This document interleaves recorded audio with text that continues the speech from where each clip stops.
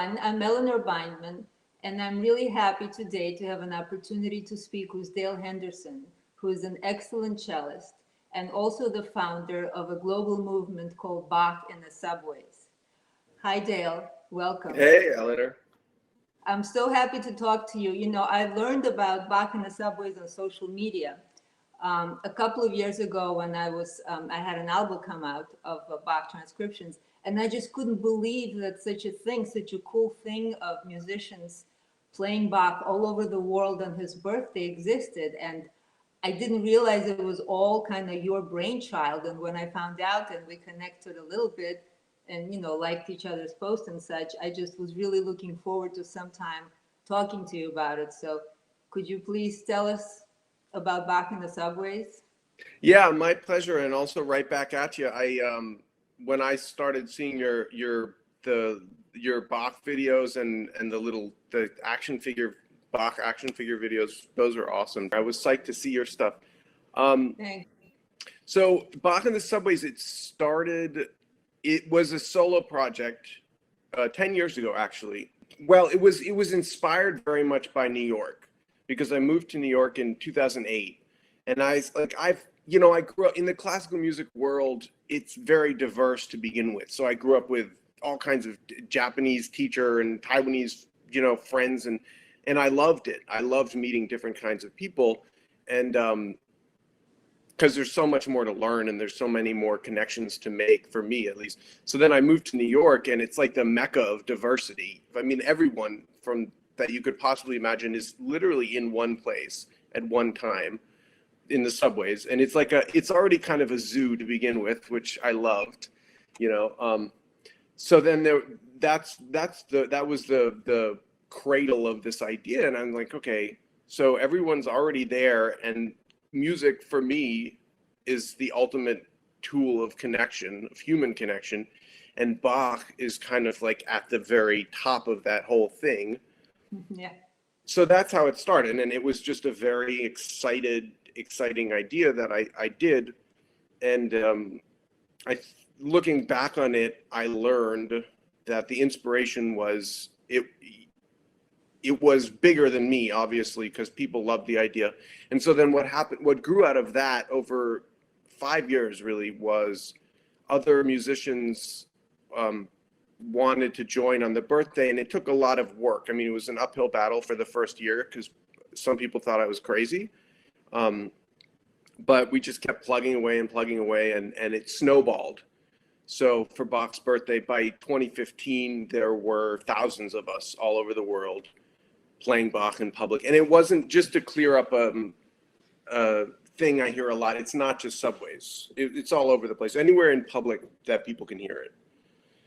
Right. And I'm glad you said that because, as a keyboard player, the subways are not as really logistically, feasible as for a string player. And just to veer off for a second, I also moved to New York at the age of 14 from another continent, and I loved New York, and I took the subways to school, from the get-go, and I totally hear what you're saying.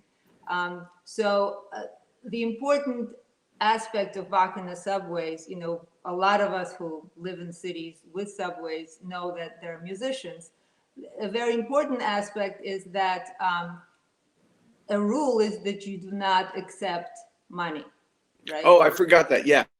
Well, I remember. So you said in one of your, on your website that it's a more powerful experience. Yeah. So could you speak to that a little bit? Because just the idea is literally giving me goosebumps right now because I get it. But people need to kind of hear your take on it, I think. Yeah, that's cool that you said that it gives you goosebumps, because when people see it, they automatically understand. So the idea was simply that, there's some really great musicians in New York, and they're all playing for money. They've got their tip jar out and they need money. So I was trying to think of a way to attract people's attention above and beyond that. And to be honest, some people hate the buskers. Some people love them, but some people feel like they're beggars or whatever. So if you look at it from just kind of a presentation point of view, when you see a busker, you've got music, you've got performance, and you've got money. And that last thing is just it was too much for the for what I was trying to do.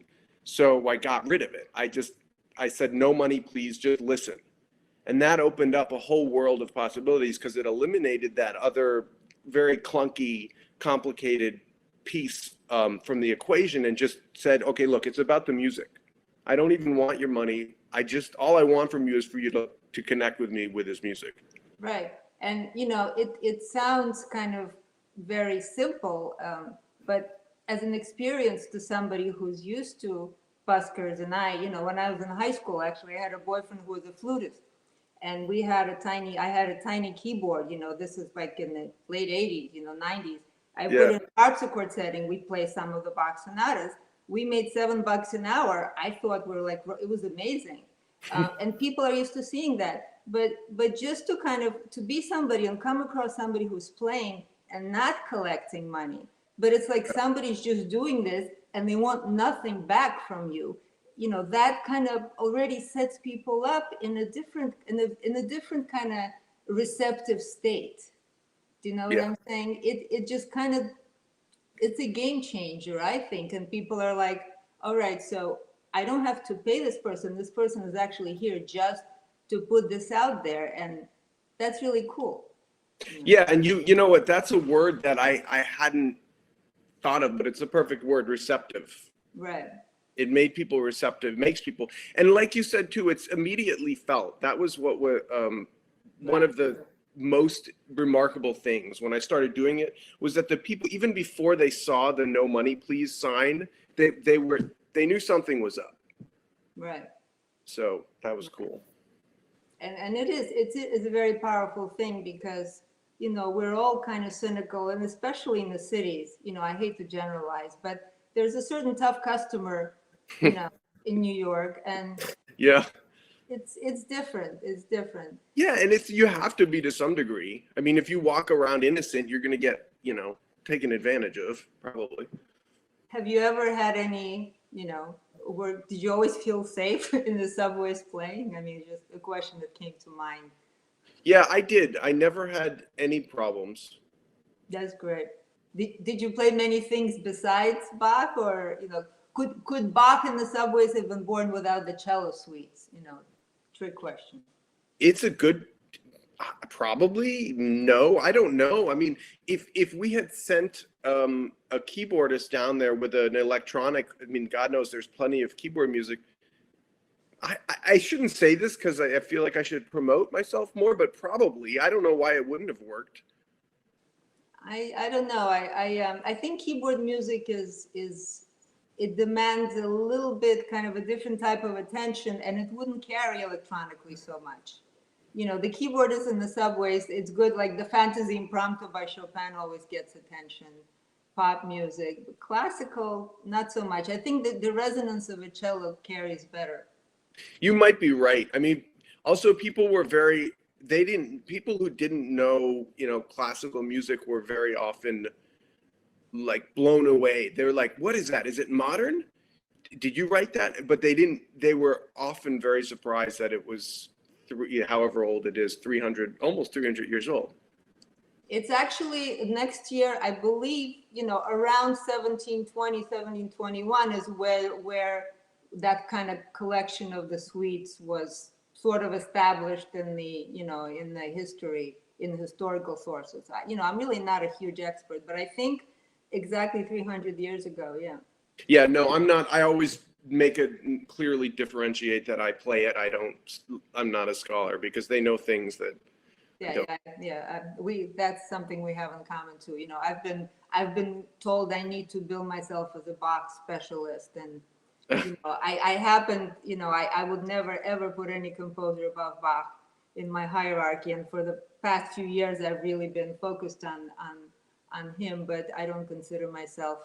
I consider myself very much maybe like you, more like a vehicle for Bach as opposed to, a specialist of any kind. But I really enjoyed studying the cello suites.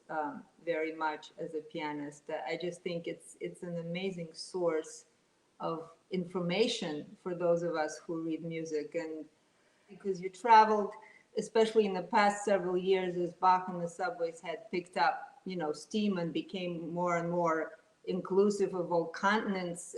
I think last year you were on 3 continents, 3 days, was it? Remind me, please. It was really cool. You were posting these photos of cities and people were guessing what they were, and I tried to guess. It was really interesting.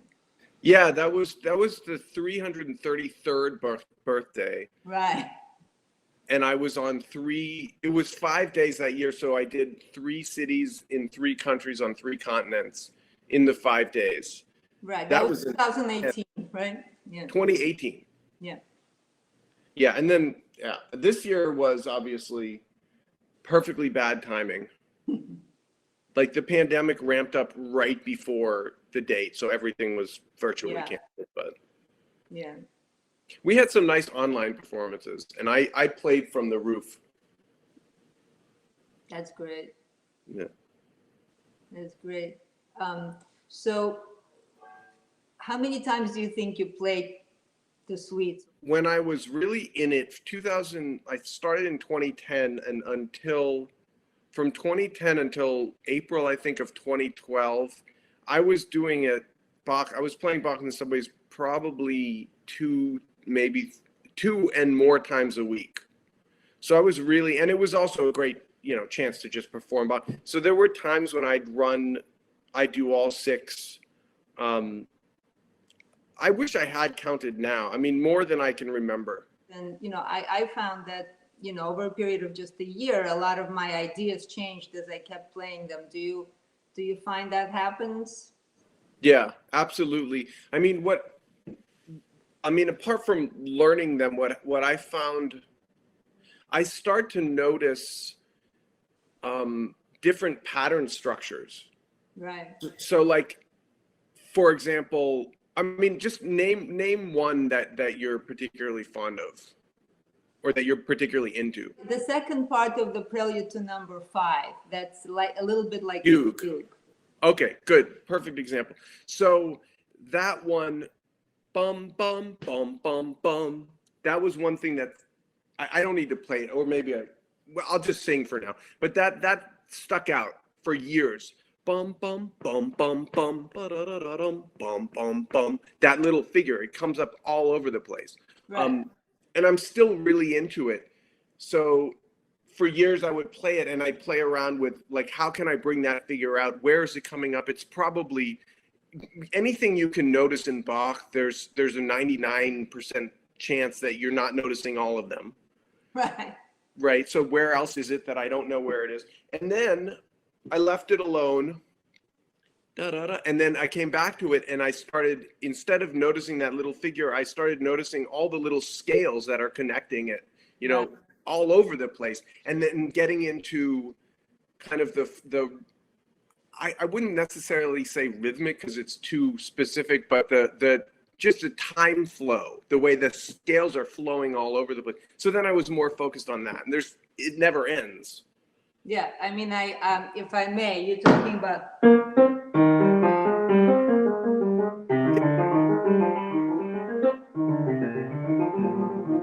Right? Yeah, exactly. It's in there. So what I do is, I figured out, just for the recording, I thought to do something interesting was I play the second phrase softer. That's nice. That was kind of my thing with that for the recording, just because you have to do something. That's great. And I never thought of that. That's really cool. Yeah, but I think patterns are really key, because for the pianist, it's also interesting because you can divide between the 2 hands, and visually the patterns become a lot more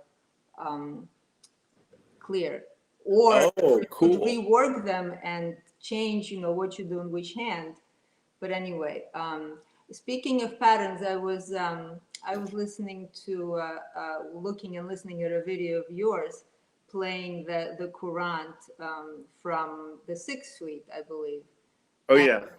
You have some major chops, that. I mean, that was it wasn't just good, but as far as tempo, and I can't, again, the scholar in me listened to quite a few cello recordings, but I don't know if I've ever heard anybody play this faster than you, and I mean it, in the best possible compliment, because it's not easy to play these pieces, and you had not only the speed but the clarity, and also you had the jazz.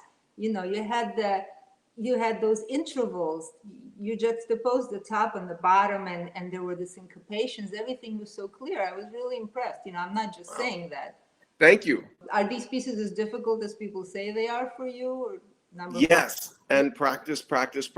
I mean, that's why the subways were good, because I had a lot of time. As far as embellishments, maybe you could explain this to me, because you're the first professional cellist I've actually talked to about these at length. But is it kind of like not good to maybe embellish a little more than I hear people do upon repeats? I tell my students to just go for it. Right. To embellish, and I'll do it. But as you said, it's also like if I'm performing for a bona fide engagement, there's more inhibition. I'm not going to pretend that I just go onto stage and let it all hang out, but I try. Yeah. Well, for me that was a choice for the recording, but it's I admire Rosalind Turek as a scholar about all of that, and her thing is that performance practices, you have to be performing. So I think at least in order to maybe shake up and loosen up those people who maybe are studying, I think it's important to encourage them to kind of throw caution to the wind, as you said, not when you're performing. But how are you going to learn to embellish unless you feel confident as to whether you like your embellishment or not? Yeah, exactly. So you can't just be copying Schiff or Yo-Yo Ma, or especially someone who doesn't embellish much. You can't learn. And certainly in Bach's times, I don't think they would repeat any of those sections, on any instrument without doing something, because they, I don't know about the early music community now, but I don't think those were boring people, No, I think they would have. I think my guess is they would have thought that playing it just straight from the music was nuts. Right. I mean, crazy. I don't think it was done. They probably didn't even need to write anything down for themselves, right? They were all children of musicians, or most of them, and it was in their blood, and it was part of the culture. So then there's a secret, which jazz musicians all know this. I think classical musicians don't always. You can practice your embellishment before the concert and make sure that it's all set, so that I had this idea with jazz and improvisation that they just go on stage and the inspiration hits them, but that's not, I mean, it can happen, but that's like 3% of it. Do you like jazz? Do you play jazz, or do you just like jazz? I like it. I wouldn't put myself out there enough to say I play it, but I love it. I listen, especially the earlier stuff. And I find Bach actually very jazzy. A lot of the stuff that he does there, they can be like these 2-3 measure snippets that are like, oh my God, this is like total jazz. And I have a question for you, actually. I had one question which you helped me with the prelude of the first suite, because there's a part there where some people have a recorded natural and some people have a recorded flat. The B, right? Yeah. But the one in the minuet,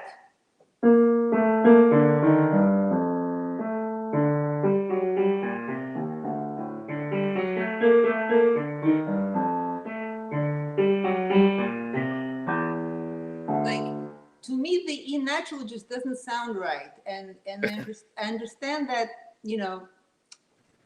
Okay, wait. What? Huh? Let me play you what the Urtext says, because this is gonna mess with your head.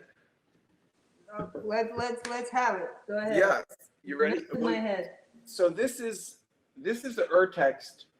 I'm reading from it's a Henley edition. Is it Henley? I think it's Henley. Yeah, it's Henley. But this is what is implied by what Anna wrote.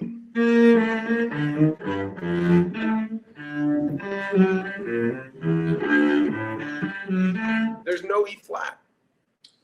then it makes sense. Yeah. So I don't know where, there's no E flat period at all. So they wrote it in. They actually, in this Henley edition, out of, I guess, respect to the tradition, they wrote in the E flat, but I got rid of it.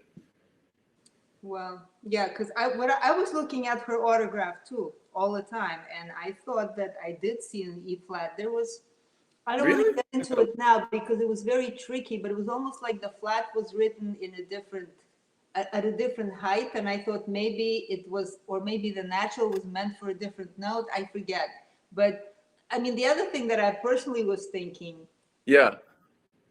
there's no way that these people were completely infallible, and whatever she wrote, whatever Schobert wrote, or whoever the copyists and students were, once in a while they just made a mistake because she was distracted because her, I don't know, her schnitzel was burning. Yeah, or her Have, like- 17th kid needed some help or something. Right. I think your version is a little bit more plausible than mine. But These were busy people. I mean, the Bachs, both of them Bach were were busy. very, very busy. yeah. So yeah, that's interesting that I don't have the manuscript, so you're probably right. There's a flat, but you nailed it also with the bowings, which I don't know if you think of that as much being a pianist, but the bowings in the honors, you often can't tell which note they're starting on or ending on. Yeah.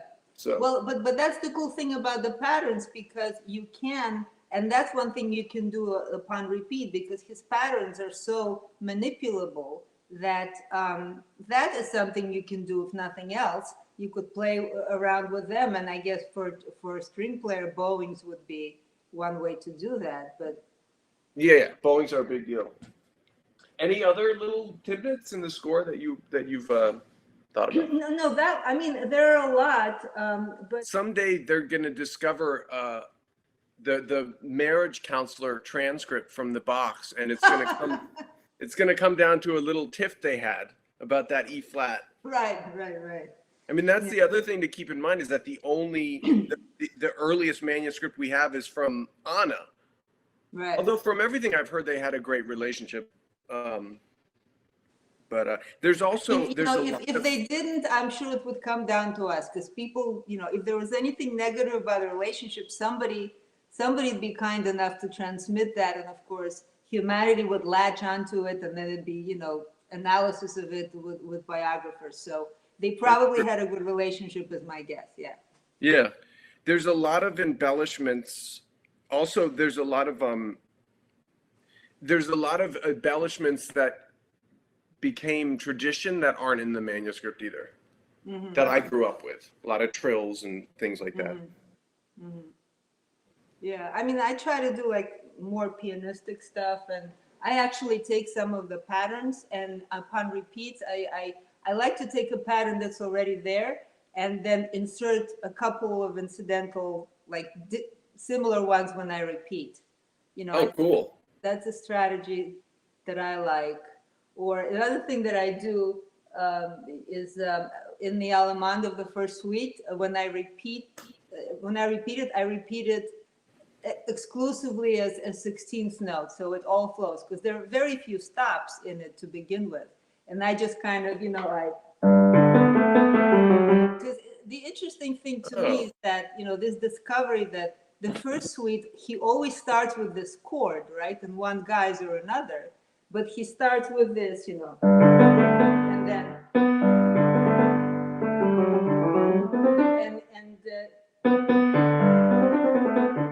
all of there's this unifying element, right? And then in the second suite, he has the D minor chord, and then in the third suite, he has these scales and arpeggios, right? It's like, there you go, you have a C major scale in the arpeggio, and it sounds, and he keeps doing that. And the suites 4 through 6, he doesn't do anything like that anymore. And there's just a lot, very different material in all movements. Cool. I think I might steal the arpeggiating the chords idea. Yeah. The Allemands in general, they really flow. I love his Allemands. To me, they're like stories, don't you think? Yeah, I love them. I'm just thinking of the first, I always, I always just give this disclaimer when I teach. The Allemande for me is musically one of the hardest pieces in the whole six suites. Because I don't always know how to feel about it, or rather I'll start one way and then it will change. I still haven't, I'm nowhere near mastering that one movement. Yeah, well, I certainly I'm not there either, but sometimes when I just play without thinking is when sometimes it starts feeling right, and when Yeah, it feels exactly. right. But I wanted to talk to you about the preludes, because they'll make you feel a certain way. They're so different. Yeah. And even from the keyboard introductions and preambulums and all of those movements, just because they're just one voice, they become a lot more flexible and not having to deal with counterpoint, it doesn't have to deal with itself almost. It just kind of goes. So I don't know. I mean, the first prelude is almost, I don't know. It's hard to talk about because everybody knows it, right? Um, but what about the others? Um, I I feel you kind of nailed it as you were getting into talking about the preludes. I mean, there's an element. The word that popped in my mind, especially maybe for all of them, but especially for the first three, is rhapsodic. Mm-hmm. It feels very different for me. It feels like it's a chance to discourse on the feeling of the suite before I get into the structure. Mm-hmm. So like I'll take probably more time, especially like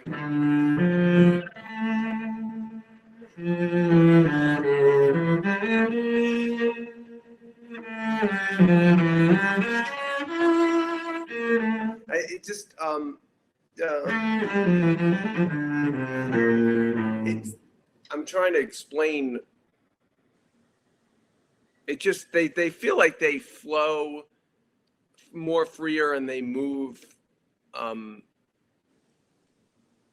easier than the rest of the suites, if that makes any sense. Well, they're less structured, maybe. It feels like it. You know what? It feels like feels more like I'm singing. The preludes feel like I'm singing, and then the rest of it, Right. I'm working. Right. I mean, the last one, you're definitely not singing. Yeah, That you're particular you're prelude. working pretty hard. You know that was written for a 5-string cello. Yeah. I mean, I've read about that. Yeah. It's up there. It sounds great on the piano. It sounds like a toccata. It just goes. It goes. I saw that and I was like, God, you're so lucky. It's so much easier on the piano. You know. By the way, one more. I gotta give you one more of these little niblets of different. So you might have already seen this one, but measure 92. This is which suite now? Or no, 90. Oh, the prelude from the sixth. Oh, okay. So when you're starting, obviously it just repeats. Oh, incidentally, these are the only dynamics in all six suites. The beginning of this one, you've got then a piano, then a forte, then a piano, etc. Oh, and there's another forte.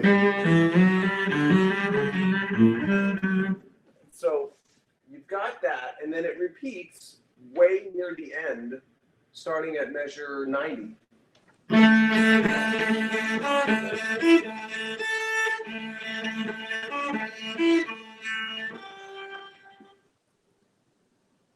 That G, do you have that in your part?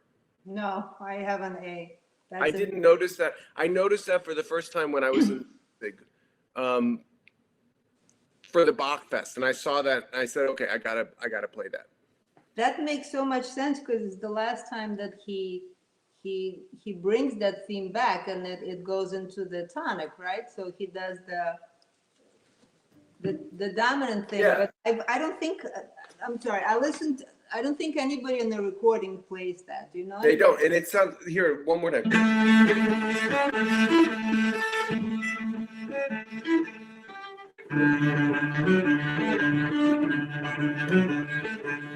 And then he goes into the coda-y thing. Right. That's amazing because it's a completely different, like vibe. Yeah, exactly. Yeah, I've never heard that. It has a wistfulness to it that the symmetrical repeat of the note lacks. Yeah, yeah. It's really great. Yeah, I love that second prelude that you started playing, just because to me it has this searching quality. I kind of hear it as some kind of search in the darkness in the beginning. It just kind of it keeps going back and forth, and I don't know. It's kind of, I don't know. To me, it's kind of sounds a little tragic, but in a very introverted way. I really Definitely, that's the word, searching. That's better than I was able to come up with. it's just I don't know. I mean, we could talk about all of this forever. I guess. Yeah, you want to do the saraband? You had a saraband idea, which I thought was cool. I just thought I'd start with the first saraband.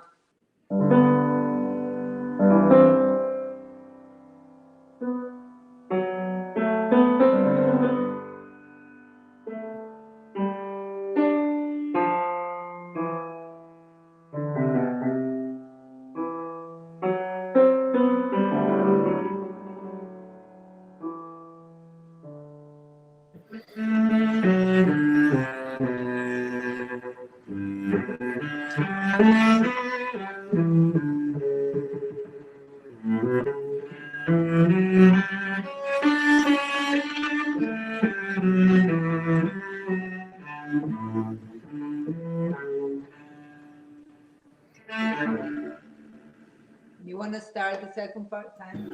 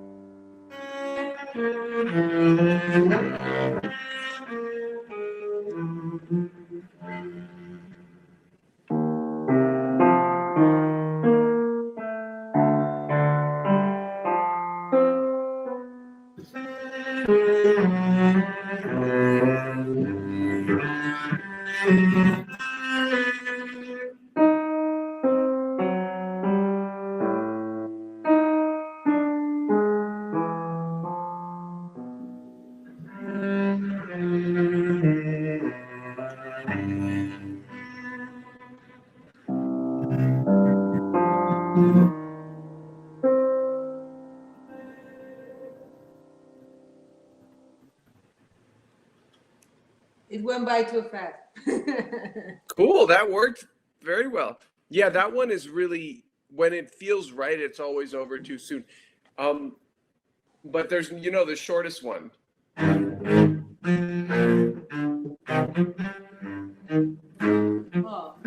I love that little guy. I thought you meant the saraband. I No, love. no, the shortest. Now, now, aren't you tempted to play with the registers? You know.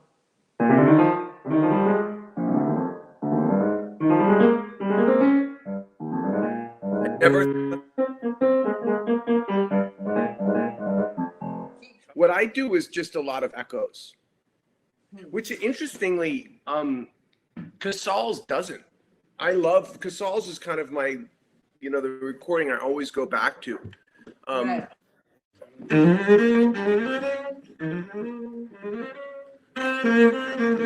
I mean, they're all over the place. He doesn't mess around with any of that. You're right that.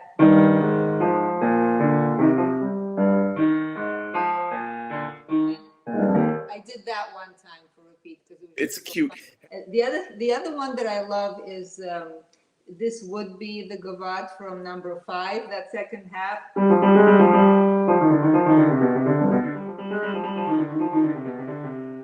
I mean that sounds like Brahms to me, right? Oh wow, it totally does. I never thought of it, but it It's definitely. so rhapsodic.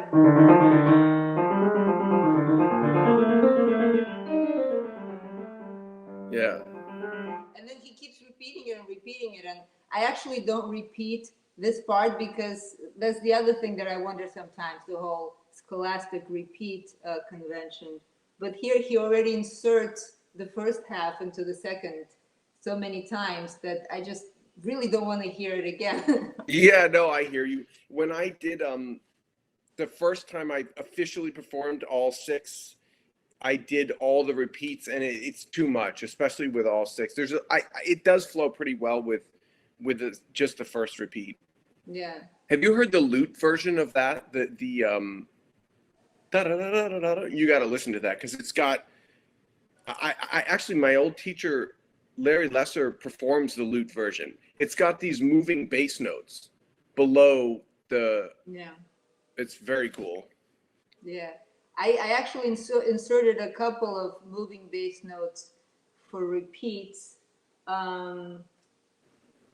in one of the dance movements because I heard something like that in the guitar transcription, and I thought there was it was the one that everybody, the C minor one, the beret from the third suite, right?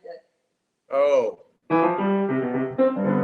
I played really, really fast. I played the first one very fast just because I wanted to do something different. And then for the second one, I do this. And repeat, of course. I do a goody two shoes kind of thing in the beginning.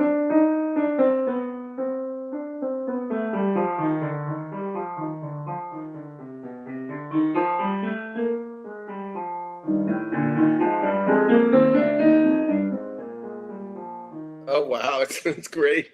You could do the whole 6 suites like that if you wanted. Well, I didn't, I don't want to do a lot of anything because I don't know, I'm kind of a minimalist.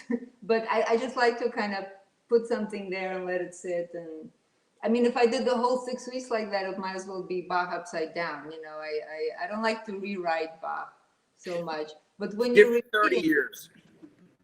sorry? I said give it 30 years. Okay, well. And then maybe you will. Let's hope. So one thing that I've read on your website or in one of your posts, I forget, but was one of the things that resonated with me about breaking the boundaries in classical music. What are the boundaries that are maybe stagnating us and the accessibility of the music? I mean, I didn't even think about that when we were talking initially about the project, but that was a big impetus behind it because the trying to get people, especially in the US, I think, who have never heard classical music to go to a concert hall. It's not realistic. I mean, and the numbers of, the struggles that the institutions are having and the all of that is kind of proves that. So that was a big part, was that, you know, the music, when people hear it, they love it. They always loved it. But they have to hear it. They have to hear it live. It's gonna, because you look at the, you know, talking about accessibility and the whole, I don't know if it's marketing or perception or whatever it is, but the whole idea of classical music, you know, the viral two cellos video where they start off with the wigs and that's what people think of. I mean, that's why they're cool, is because they've broken that boundary. Right, right. So, I mean, I don't necessarily have the answer, except that it's stifling. It turns people off. So if there's I think there was some multi-million-dollar marketing research project about this, and what they found was that they had to throw away the whole name of classical music. The name. Yeah, the idea of classical music, and just, it's music. It's you know, it's jazz. It's I mean, God knows, if you get into opera, the plots of those are as risque and you know, R-rated and NC-17 or whatever is anything you're going to find, but people don't even know it. They just think it's people with wigs. Right.